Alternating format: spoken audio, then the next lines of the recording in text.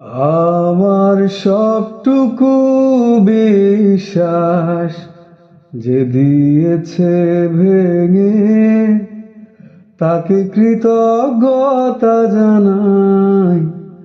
সে যে দিয়েছে আমায় অন্ধ চোখে আলো, যার বিশালতার মাঝে আমি একটুকু পাইনি ঠাই, তাকে কৃতজ্ঞতা জানাই। সে যে দিয়েছে আমায় মহাশূন্যে আশ্রয়। আমার সব অপূর্ণতাই যেন হয় আমার শূন্য পথের প্রতি সেও তোমার।